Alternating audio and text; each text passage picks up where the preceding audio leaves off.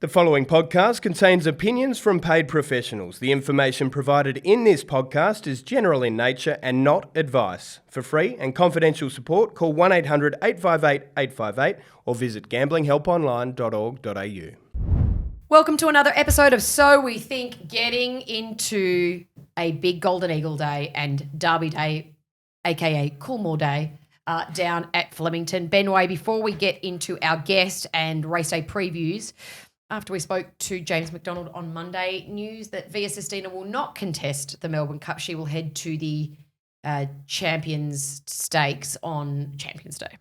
Champions Day's built. Hasn't it just? Yeah, there are a few that are targeting that. But yeah, he got a disappointing text during our interview that Broadsiding wouldn't be going to the Derby, and then evidently another disappointing text in that Via Sistina wouldn't be going to the Melbourne Cup. I think the Melbourne Cup needed her. It needed a headline act, and it's a real shame that she's not there. I kind of get why she isn't, and clearly they've prioritised the horse and decided to go a different way, but I am disappointed from a Cup side of things that it'll miss her. The Cup needed her more than she needed the Cup. Agreed. And to give her another 5 days into the Champions Stakes, that makes a lot of sense. And that's typical Chris Waller. Horse first. She's proven over the 2000 she'll be very, very hard to beat on that final day, you would have thought. I'm not convinced they're convinced she runs 32 strongly yet. I don't think anyone, until they've done it, they don't know. You got that impression from James too, didn't you?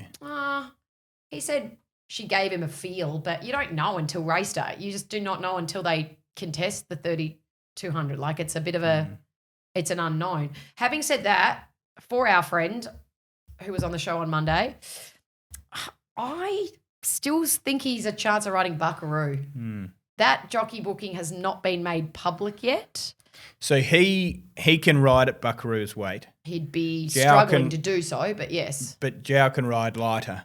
So if you were Chris Waller, you could have James on Buckaroo, have Jow on any of those at lower in the weights, so you can utilise both. Whereas if Jow rides Buckaroo, James can't ride those at lighter weights. So that's your thinking as to why? Yeah, and the longer that this goes on, like most jockey bookings have been revealed by now. The assumption is it will be Jow, but I agree with you. I don't think it's done and dusted yet. Neither do I. Saturday sees the running of the Victoria Derby, and after a really impressive effort in the Spring Champion Stakes, we'll get to see El Costello on the quick backup. You said on Monday that you wanted to chat to his hoop, Josh Parr. Not Josh Carr, Josh Parr. Port Adelaide star. Ask and I will deliver. Ben Way, Josh Parr. Hi, Josh. Thank you very much for coming Ben. on. I don't know if that claps for you or for Em, but I did request to speak to you, so it's so good to see you on the show. We've fallen in love with El Costello, as I'm sure you have, and I feel as though it was so important for you to get a good flagship horse, and you've got it, haven't you? Yeah, most definitely. He's a really exciting colt. His progression's been remarkable, and his effort in the Spring Champion was it was thrilling, wasn't it? So, very exciting horse to be aboard. Okay, so the 2,500 metres, are we all sweet? Well, it gives me every indication that he'll be sweet for it, Em. It's I guess we don't really know until we get there, do we? But he's got the perfect attitude. He's got a beautiful fluid action.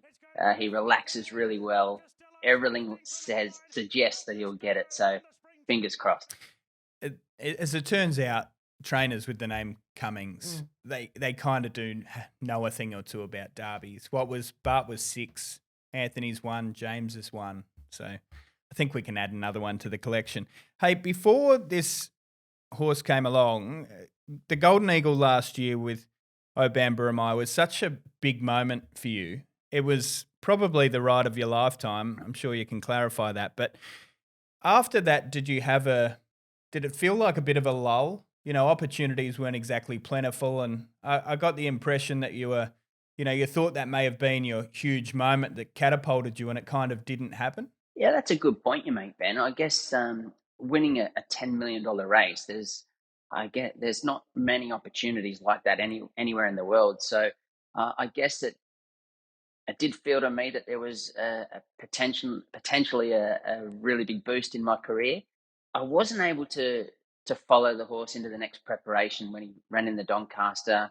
I did have a little dip my toe in the water to see if I could get to Japan off the back of that, and that wasn't possible. So I guess it didn't give me the boost that I thought it could have. But I must say it gave me a great memory and an experience that I can lean on in pressure moments too, because that was obviously a lot of pressure surrounding that particular race, and I handled it quite well, I thought. So it's actually given me a really positive experience leading into big races like the Derby this weekend.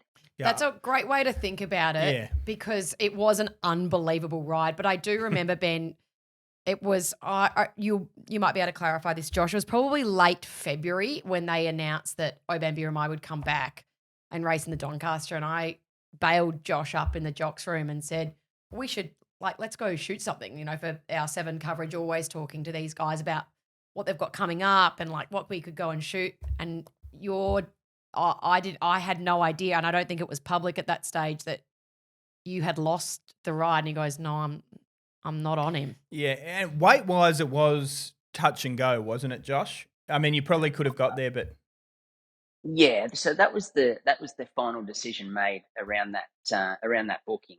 I was pretty confident I could do the weight, but look, it's it's in the past now. There was certain agents that got involved and made things very messy, but we'll leave that one. Yeah, fair enough too. But one last thing on how you felt after that. Given the weight that you ride at, opportunities you're never going to have full books everywhere you go. But it's all about picking your mark and having the right opportunities. And I very briefly chatted to you, and Sam Clippert and I felt like was in a similar boat. He just won the Everest, felt as though that could kind of catapult him, and he had a similar feeling of, I've still got these limited opportunities. So how do you manage that and kind of keep on point when the big carnivals roll around?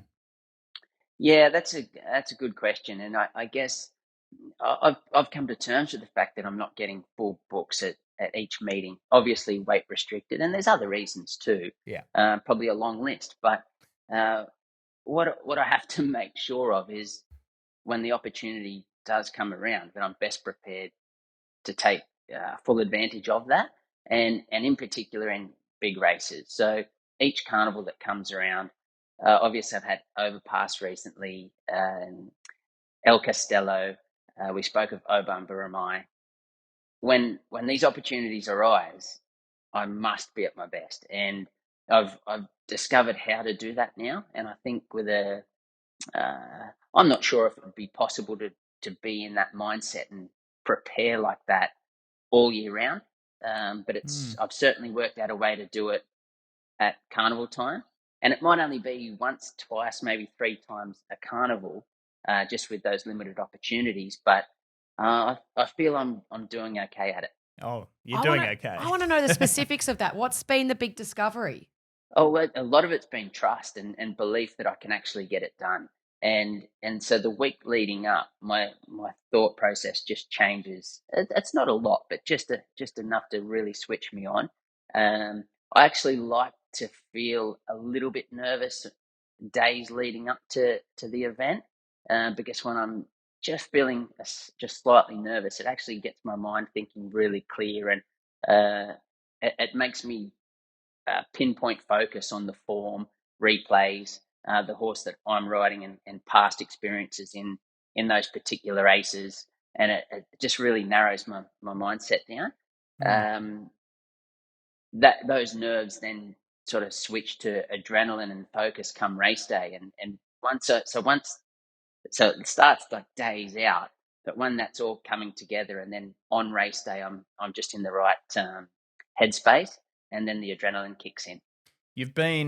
Is there also plan to have maybe longer breaks or more regularly have breaks during the year, and particularly through the middle of the year, to have you fresh for, say, a spring or even an autumn campaign?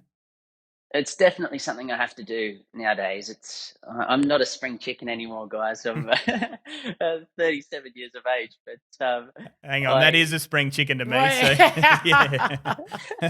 I do mean that in the most respectful way to anyone that's to your elders, to your elders. yeah. Yeah. But it just means that I'm not trying to go every month, every week of the year, trying to be at my best. I need to give my body a break. Obviously, dieting and wasting throughout the year takes its toll. So what I have worked out, and I've taken this sort of uh, approach of just having 2, sometimes 3 breaks a year, and just being really fresh and ready to go when I need to be. Can I just? He mentioned Overpass, so can I bring it back up? Overpass should have been in the Everest. You know, I said that multiple times here.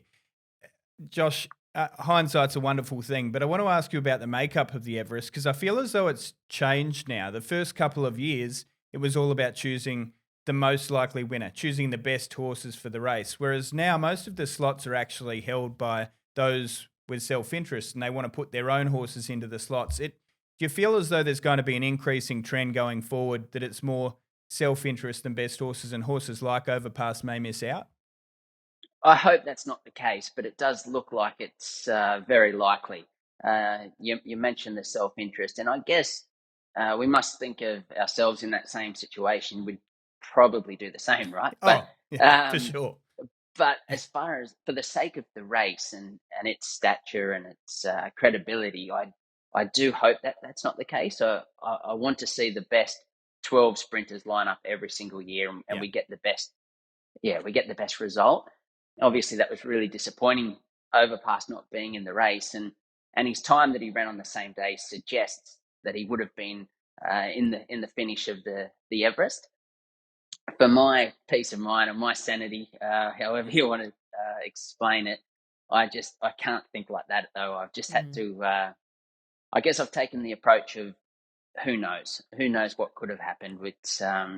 But anyway, it was a nice consolation to pick up. It was 2 mil. 2 mil, yeah. And then the Derby on the week. Like, it's been a fat couple of weeks for JP. Let's talk about Saturday, though, because you don't just go down for the ride on El Castello. You've got a couple of other good rides for Joe Pride, Lek Vate. She is such a big man. She's got to be given a chance in the Empire Rose. Oh, most definitely. I thought her win in the Angst was incredible. She sat last in a race where they went 7 lengths slower than average the first 1,000 meters of the trip. So her final 600 meters was great.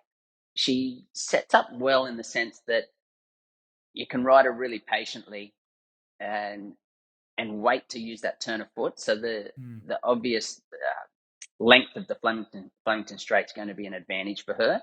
She's in great form. The stable has a cherry ripe. So I'm looking forward to her performance. Hey, Josh, you may not know, but do you know the backstory with her? I heard along the grapevine that they maybe retired less than a year ago, she almost died, didn't she? Yeah, I don't know the particulars of that, but I have heard that this something like this did take place. But thank goodness they sorted that out, and she's back racing. No, she's back racing really well too. So when you talk about, you've won a Group 1 in Melbourne, haven't you, with Duais? Yeah, correct, the Australian Cup. But when you talk about going down for Melbourne Cup week and having a huge chance in a derby, I mean, that really is kind of where dreams are made. And you must have dreamt of this moment forever, really. Yeah, most definitely. It's Cup week at Flemington. It's watched all around the world, isn't it? So as far as a big moment's concerned, I believe you're riding a favourite any of these days of this week coming, I should say. It's a big deal. It's a big pressure moment, but a moment that everyone wants to be able to take advantage of. And I did ride Shadow Hero in the Derby in 2019. He started favourite that day, and I didn't go so well for him on a wet track, but I was schooled by the great Damien Oliver. He put warning in the 1-1 and from an awkward draw, and I thought to myself, my God, he absolutely made me look silly. But Hopefully, I'm the one doing the schooling this week. It's funny you would mention Shadow Hero because he was a horse that got the better of Castelvecchio on a couple of occasions. Even though, and you may disagree with this, I don't think he was as good a horse. He maybe just had a better mind than what Castelvecchio did, who had a few gremlins like me. He had a few, he had a few gremlins. Twitches. Now you've got a son of Castelvecchio, and I do wonder whether you have thoughts on his mindset and whether, I know you raced against his dad, whether you think there are similarities there or whether he has his mind on the job a little bit more, because he seems very tractable. He is very tractable, and physically, I'd suggest that they're very similar. Whilst riding them, it's remarkable how much they are alike. Their mind is different, though. Castelvecchio was somewhat of a lair. He used to get a little bit. He could carry on a little bit, put it that way. But this guy just seems faultless. He just seems, you can't upset him. He goes about his job, track work, race day, you name it. He's switched on. So he's got a really good mind for racing. Like his jockey. What are we going to do from that gate, though? I mean, you drew an okay gate last start so that you were able to position pretty close to the speed. What do you do from the widest gate in the Derby on Saturday? I need to trust him, Em, like I did in the Spring Champion. I need to trust that he'll be able to come back to me after I lean on him slightly in the early stages. So you'll go forward then? Yeah, it looks that way at the moment. Obviously, track conditions may change that, but right now that's what I'm likely to do. I have the likely leader drawn next to me. I might be able to get a free cart across. Obviously, there's not a lot of time from the Derby start to the first corner there at Flemington, so it can generate a bit of speed, a bit of pressure. He has got good barrier speed, and I'm confident that he can take up a position without having to do too much work. Obviously, if there's really hot tempo running into that first corner, it's not an be forward at all costs sort of scenario. If I can be there as softly as I can, and then get him to relax throughout, I think that's our best chance of winning. The only other one's Dashing Legend going around. So you've got a pretty good book once you have a look. Yeah, it's exciting, isn't it? I'm really, really keen to get there on Saturday. And the last race, the Furphy Sprint with Dashing Legend, just out of form slightly at the moment, but I'm hoping a trip to Melbourne and a run up the straights, exactly what we're looking for with Dashing Legend. And obviously Joe Pride's horses are absolutely flying at the moment, so we can take them on trust. He feels. Do you think he feels rejuvenated? Well, I told you this on Monday when I just chatting to you a couple of times over the course of Saturday, Josh. It sounds weird, but you just had this just look about you that you looked really healthy and well. I know that sounds. She said you were pick of the yard. Yeah, you were. You were though. Yeah. We can see it on jocks' faces though. Like when we're doing pre-race interviews or, you're milling around the jocks room before, in between races and stuff. I can see, it's just me, can see when someone's in a really good headspace and they are feeling well within themselves. Yeah. And you were that on Saturday. And we're on a pixelated screen at the moment, but you look great again. This is as good as you've ever looked. Well, thank you. My goodness, this is, you're going to give me a big head. Hey, one last thing I mentioned on Monday, and part of the reason I wanted to get you on was just asking, are you married to this, for life, or is it the sort of thing where we could see you bid farewell within a couple of years? I just got the impression that particularly during the middle of this year, you kind of thought, this doesn't necessarily have to be me forever. Yeah, it's a good point you make, Ben. And it's at heart, I'm a racing fan, right? I truly love being a jockey. I don't think there's anything more enjoyable than riding in a race. It's thrilling. There's obviously things that come with it, just like any job, that aren't necessarily as enjoyable or as fun, and can be quite demanding. So I guess when, to put it simply, when things are going really well like they are now, it feels like you could do it for a very long time. There's the flip side to that, though, is just doing it a little bit tough with your weight maybe, or your mind isn't quite right. You might not be getting the opportunities, and it can be a real drag. So it's just I guess you asked me this week. Yeah, I'll probably ride forever. Yeah. Ask me in the middle of winter. Depths of winter.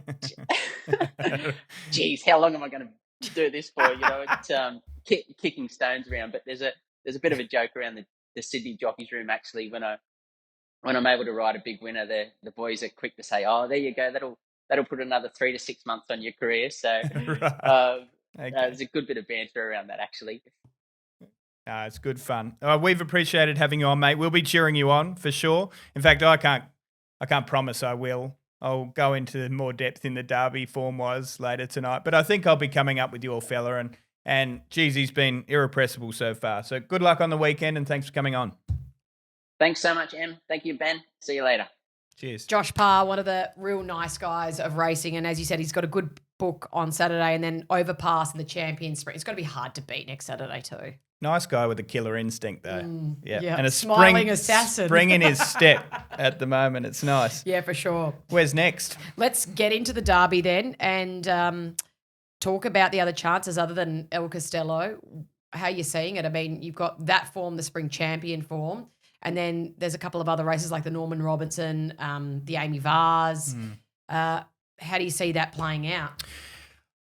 Oh, well, I mean, the gate really threw me in a little bit of a spin. Yeah. I thought we were pretty clear with what the primary form line was. Victoria, I get the impression they think they've got a couple of live chances there as well. But I think Josh is on the best horse. It just depends on whether they have the luck in running as well. The only other horse that I wanted to touch on, I guess, was Red Aces, because when we had our first show of the I think it season? was, yeah. Yeah, and we were talking about trainers who may emerge. I suggested he may have a Group 1 winner, his first Group 1 winner in the Derby. So it feels I feel dirty now cheering against Red Aces, but they're the two that I hope can win. It'd be a huge story for Nick. Oh, totally. So they're both on the quick backup, as is King of Thunder, who was the one out of that Vars over the 2,040 metres at the Valley that was hitting the line, like cluttered up. It's And been the then firmer too. Found clear air and hit the line strongly. There's no doubt that he will get the 2,500 metres. So Red Aces and El Costello, the other two. There's a couple there that you could take each way. I mean, it's a derby, so there's always going to be something that comes out and maybe surprises at odds. Saint-Emilion is probably that horse for me who won the Geelong Classic, so obviously over the 22 gets the 25. No, he stays all day. He's a colt by Snitzel, very well bred out of Kylie Kwong. Tim Clark to ride. I think I'd be throwing him in my first fours. Yeah. Okay. All right. So It's going that's to be a the good derby. race. In terms of the Empire Rose, there's 3 Group 1s on Saturday at Flemington. For the fillies and the mares over the 1,600 metres, we've got a good push from James for a tissue. McDonald on a tissue, yes. Yeah. We need to remember how good Orchestral is, but that really, it kind of rattled me the other day. Yeah. And he didn't technically say it was his push. He said Chris is very keen. Yeah. But I loved the run as well last time out. Yep. Just popped that last little bit and absolutely loves Flemington. So I won't lie, off the back of that interview, I may have had a little. So did I. We're the worst. Do you know Absolute what? worst. We're very lucky we don't do 50 interviews a Oh, week. God, I'd be broke. Yeah. No, I think she's the one to beat. Yes, I do appreciate Orchestral and what she's been able to achieve throughout her career. Multiple Group 1 winner in New Zealand Derby, a Vinery Stud Stakes, third and Oaks. Look, she needs things to go her way, whereas I feel like a tissue's a little bit more bomb-proof. Orchestral's drawn wider than James has on a tissue. Amelia's Jewel's the other really interesting one because it gets the blinkers. Zardozi's at, what, $17, $18? Well, they were very slow to put a jockey on her, I noticed, which always is like, oh, But they even arming if she and arming. does, it's so prep runny. Yeah. Like from a backing her point of view, like I think I'll wait till Amelia's Jewel's Tuesday. the big watch, though. Like, do blinkers sharpen her up? Does she finally get her Group 1 for a Group 1 for Annabelle and Rob? Jury's still out. yeah, I think she's a couple of lengths off. Yeah, a Tish. Top tier. She just loves this carnival, doesn't she? Like, they would have set her nearly all year for this week at Flemington. So I don't doubt that. In the Coolmore, so the 3-year-old sprint classic at Flemington as well. Do you believe in Switzerland yet? I believe in that Roman Consul form maybe a little more because I worry about a couple of horses coming out of the Everest on, like, that was hard run up against the older horses. That was essentially for a few of them, like I think Growing Empire's, he's a star. Yeah. But it wasn't the easiest of races, not the easiest of runs. I do worry slightly that was the grand final and then, well, he's still okay, so let's go to the Coolmore. Do you know what I mean? Yeah. It's elevated each year, though, the Coolmore, hasn't it? To the point where it's not far off the pinnacle on Derby Day. I think it is the pinnacle on Derby Day. And I will make and not everyone will agree with this, but Derby Day, it's easy to say, oh, Derby Day has fallen away. One thing that I think has really taken away from Derby Day is the inability to win through to the Cup. Yeah, so the Archer not being placed on Derby Day It's anymore. so disappointing. Yeah. It was such a talking point. I think trainers, though, found it very difficult to back horses up. Some didn't, some did. Like, it's a pretty unconventional, like, you wouldn't see that any other time of the year except this week of the year to back them up after 3 days over a big trip. I could be peak fandom now, but when I was peak fandom in racing, that was quite regular. You had your Shockings and my Lucky Days and all of those horses were coming through the Saturday and they inevitably ran well. So I guess that's what the Bendigo Cup was on Wednesday, in a way, the last one. Jeez, that was one hell of a win. Wasn't it just? So Holly Doyle coming out to ride Sea King. Yeah, and people will say, oh, have a look at that overcorrection, $51 into 11, I think was the response. But A, you're there, you know you're running well. And B, there's nothing else. Yeah.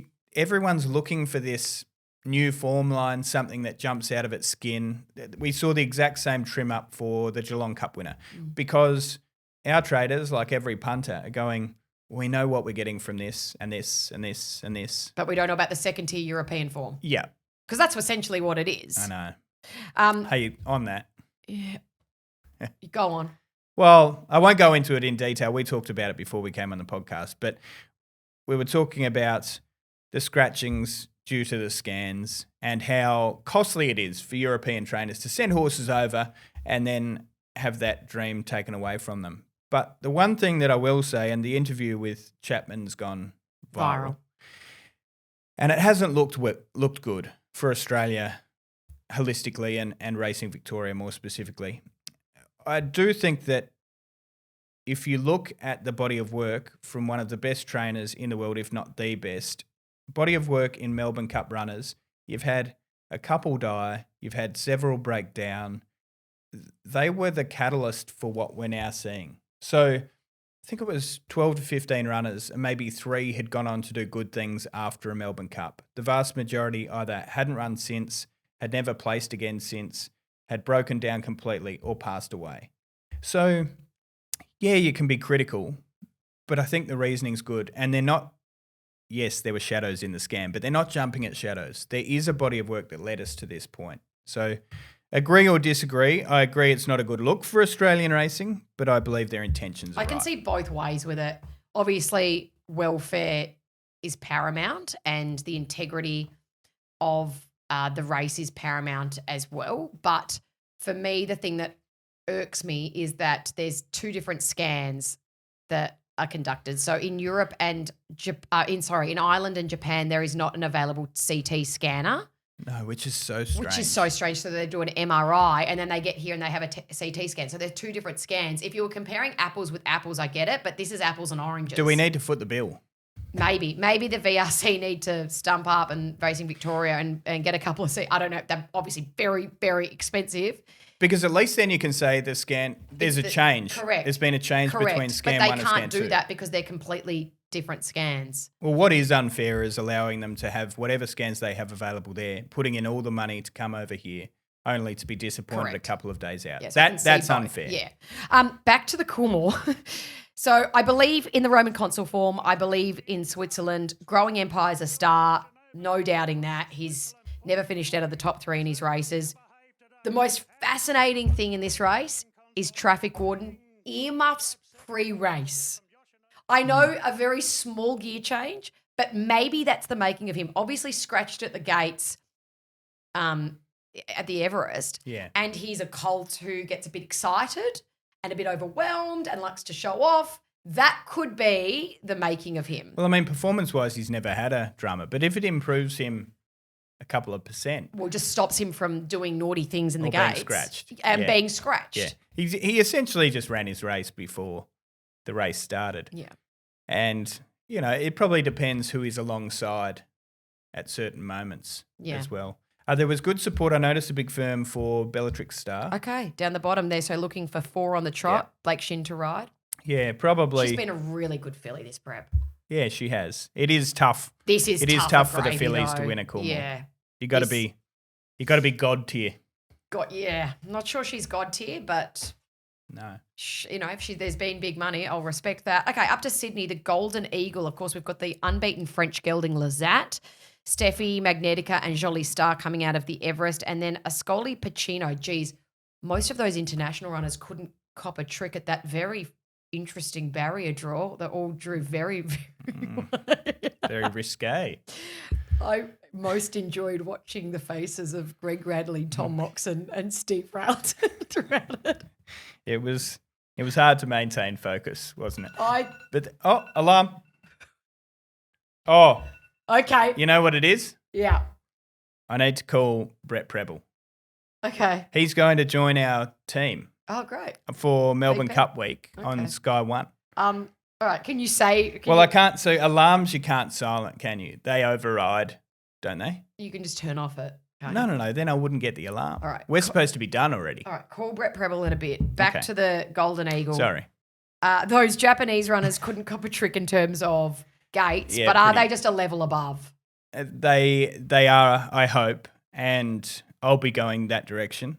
But this race, which I had serious doubts over, is awesome. Mm-hmm. Absolutely awesome. So if you were James, now that Broadsiding's... Donald. Yeah. Now that Broadsiding's not running, would you have gone to Melbourne still, or would you have stayed to ride Jolie He Star? chasing the Group 1s. I know, but there's 10 mil. I know what I'd be chasing. Yeah, no, he'd chasing the Group 1s. I mean, he has a realistic opportunity of winning 3 Group 1s on Saturday. Does it make you less confident in Jolie Star in any way, shape, or form? No, because he just loves that week. I think he's just obsessed with that week down there and he wouldn't give it up for the world. I think he would, I'm not sure he would be totally happy being up here on Saturday. My read, Japanese horse, best horse, poorly drawn, may need some luck. But May need some luck. But probably wins. Lazat, not convinced Not convinced on jockey. yet. On Europeans coming Oh, over. just first time makes me a bit I'll get a bit scratchy over that. Yeah, the Kirin with a K or the Kirin with a C caused a little bit of the Fallons. Yeah. So there's the C. father and son. Yeah.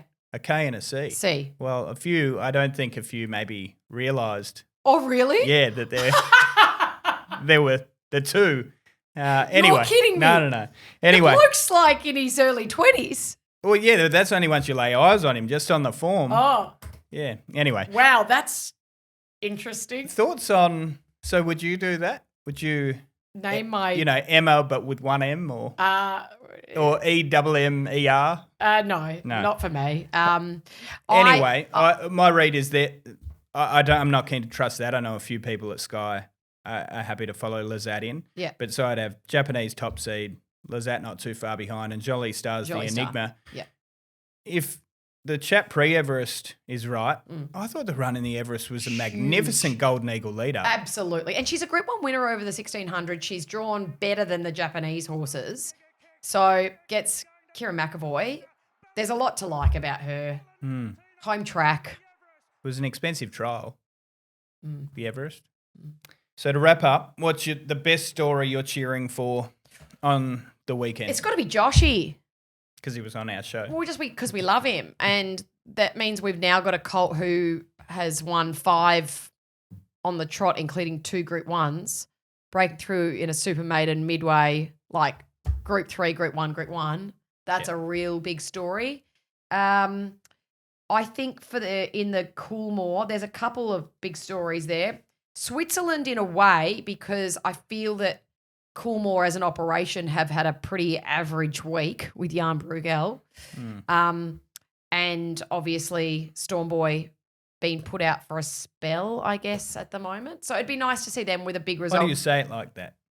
You think it's a spell retirement? No. No. Do you? No. Maybe. I don't know that I would race. And him if again. Growing Empire were to win, that's a huge story as well for Yulong, because not only have they won a Cox Plate and a Coolmore within the space of 8 days, but that would be their first, like, here we go, here's our guy, like, here's our colt, here's our stallion. We've done it. Yeah. Big tick. What about you? Yeah, they're flying. I agree with all of those. We've had good stories this week. We've had great stories this week. Militarize is one. Yeah, I didn't see that coming. How about him? Well, neither did he. That's why he's back racing. Yeah. So they're going to gild him. Yeah, but apparently the insurance hasn't gone through yet. So that story was a touch on the premature side. Was it, Jen? Now, Yeah. okay. So they insure against them being infertile. And there's certain categories you need to hit. I think it's something like A percentage? a percentage of 50 mares, but those mares can't be first time mares. Right. Because then they The may stats don't be really line contributing. up. Yeah, okay. Yeah, So I feel they're- sorry for Newgate on that one. But he could come back and They have still be more a hits force than to be misses. reckoned. Yeah. I think they've got 16 or 17 stallions on the books at the moment. That's a big number. But our wave raised stocks are not the best. He's a nice addition. Yeah, that's no doubting that. All right, enjoy. Hang on, what's your story of the week? I probably can't steal yours, can I? Probably not. Yeah, I think Yulong's takeover of Australian racing, if the Empire were to strike Yeah. in the Coolmore, would be a big story. Not a like. It's not a one for the battlers, No. but it would be a big pivotal moment. They put a huge amount of money into the sport here, and yeah, for sure, it would cement their spot as the empire that they are. I don't know why we call it Derby Day. It is, for me, it's Coolmore Day, because that's the race that shapes the future more than anything else. It's not the stallion making race it once was, the Derby, No, but the Coolmore is. I'll still call it Derby. Okay. It's Derby Day. All right, you enjoy jetting down to Melbourne. I'll meet you down there on Sunday, and we'll do a Melbourne Cup preview for everybody, live from Melbourne. Well, Not a live. runner by runner like last year, but we'll touch on most of them. Who do you want as a guest? I was going to see if Holly Doyle was available. If she lands in time. Yeah, that'd be good. Any other requests? Get my little fingers moving on the digits and try and lock someone in. Melbourne Cup. I'll have a think. You have a think. It'll we'll be a have good a guest, though, just to talk about the great race and enjoy this Saturday. Bumper cards at both Flemington and Rosehill Gardens. We'll be back with you Sunday evening, Aidan I suspect. O'Brien. Aidan O'Brien. Leave me out of that one. Sorry, Aidan. I'll chat to you another time on So We Think. You win some, you lose more. For free and confidential support, call the number on the screen or visit the website.